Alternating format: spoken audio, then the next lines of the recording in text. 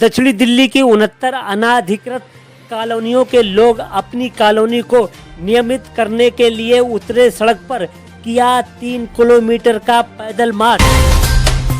Bureau report, BBC 24/7 news, दक्षिणी दिल्ली।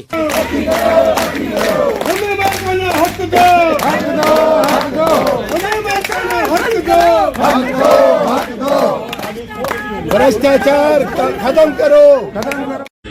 सारे ऊपर करना है। अभी आप इसको एक बार दिखा के चलें, ये कितने मॉल्स बने हुए हैं रोड पे। ये सोफिटा रोड है, आप आके देखेंगे क्या ये रेगुलराइज है, क्या ये ऑथराइज है, क्या चीज़ है।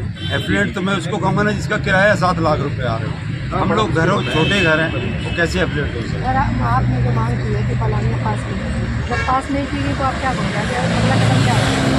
मांग 69 की गई है क्योंकि इनको छोड़ा गया है, इनको वंचित किया गया है। इसी वजह से क्यों किया इन्होंने, छोड़ा क्यों है? क्योंकि यहाँ से अभी भी इनको अनऑथराइज कॉलोनी से पैसा आता है, रेंटर पे बहुत बड़ा पैसा आता है।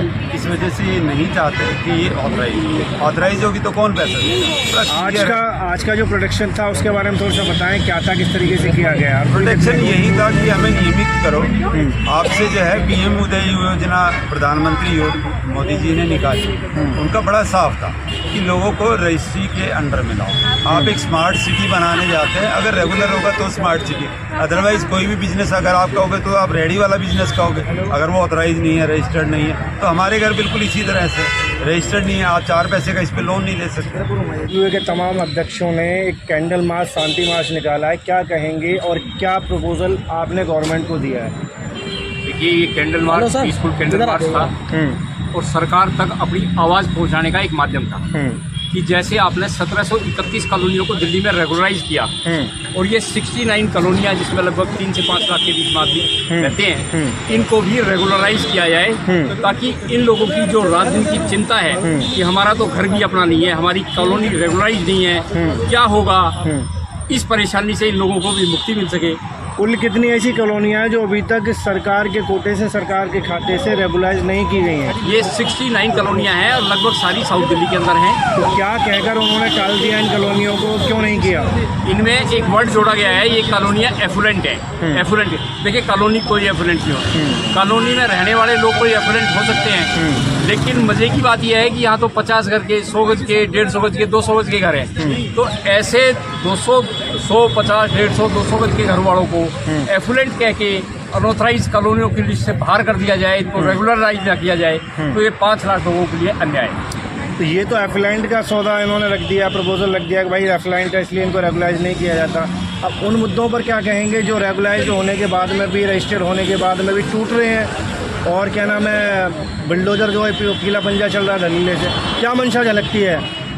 देखिए, मैंने पहले भी इस बारे में बहुत आवाज़ उठाई थी कि अगर यही प्रोसीजर रहा, 1731 कॉलोनियों को रेगुलराइज कराने का यही प्रोसीजर रहा, तो ये 100 साल में भी कॉलोनियाँ रेगुलराइज नहीं होंगी, तो 100 साल में भी मालिकाना हक नहीं मिलेगा।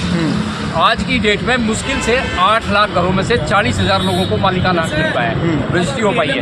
अगर यही स्पीड रही तो 100 साल लग जाएंगे इनको। सर, रजिस्ट्रियाँ भी टूट रही हैं, आप कह रहे हैं रजिस्ट्रियाँ भी टूट रही हैं? सर, सरकार की अपनी नाकामी है कि गलत सर्वे हुए हैं और उसके बाद जिन लोगों की रजिस्ट्रियाँ हुई हैं उनको भी तोड़ा जा रहा है। तो ये सारी चीज़ों को रेक्टिफाई करने की जरूरत है। वहाँ पे जहाँ 1731 कॉलोनी है और यहाँ पे 69 कॉलोनियाँ जिनको अभी अधिकार दिया ही नहीं गया, इनको भी अधिकार दिए जाने की जरूरत है। यहाँ से आगे क्या कार्रवाई रहेगी?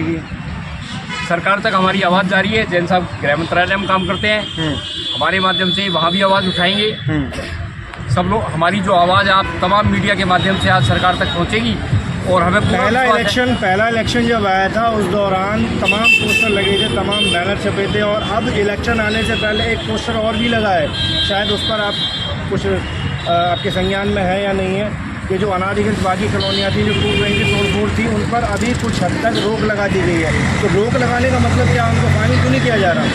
देखिए, ये तो पार्लियामेंट से 2029 तक प्रोटेक्शन एक्ट दिया गया है, 2026 तक प्रोटेक्शन एक्ट दिया गया है कि इस दौरान कॉलोनियों को नहीं तोड़ा जाएगा, किसी भी अनऑथराइज कॉलोनी को। ये तो पार्लियामेंट से पास है। तो और ये प्रोटेक्शन एक्ट तो कई सालों से चलता चले आ रहे हैं। ये क्या छलावा नहीं है? ये छलावा है निरा। मैं तो कहता हूँ सरकार को ऐसी पॉलिसी तैयार कर दीजिए कि 1 साल में 8 लाख मकानों की रजिस्ट्रियाँ हो जाए। सिस्टम इतना आसान, सरल, एक्सेप्टेबल होना चाहिए, जिसमें कोई दिक्कत ना आए। तो वहाँ तो वो दिक्कत आ रही है कि सिस्टम ठीक नहीं है, बार बार ऑब्जेक्शन लगते हैं, लोग अपने डॉक्यूमेंट फाइल करते हैं, रिजेक्शन हो जाता है। तो उसमें तमाम लोगों से बैठ के हमने बहुत सारे सजेशन दिए हैं डीडीए को कि वो चीज़ें अडॉप्ट की जाए ताकि रजिस्ट्रियाँ आसानी से हो सकें। दूसरी तरफ ये कॉलोनियाँ हैं, इनका सर्वे करवाया जाए, देखा जाए कि भाई मकान तो 100 गज के, 150, 200 गज के, एफुरेंट कहाँ से हो गया, तो इनको भी रेगुलाइज किया जाए ताकि लोगों को भी चैन मिल सके, पीसफुल इंजॉयमेंट कर सकें अपने घर का। रजिस्ट्रेशन की आपने बात करी है, यहाँ का जो रजिस्ट्रेशन है बताया जा रहा है कि डीडीए को हैंड ओवर कर दिया गया है। और अन्य प्रदेशों में अगर बात करें तो राजस्व विभाग इसको देखरेख करता है और राजस्व विभाग की देखरेख में रजिस्ट्रियाँ होती हैं। क्या कहेंगे, किस तरीके से ये है और कितने हद तक ये सच है? देखिए, यहाँ का तो रजिस्ट्रेशन हो ही नहीं रहा। ये तो कॉलोनियाँ एफरेंट कॉलोनियों में डाल के किसी तरह की रजिस्ट्री नहीं कराई जा रही। सबसे इन सब चीज़ों को महरूम रखा गया है। यहाँ की रजिस्ट्री नहीं हो सकती, आप घर पे लोन नहीं ले सकते, रजिस्ट्री नहीं होगी तो बैंक लोन देगा।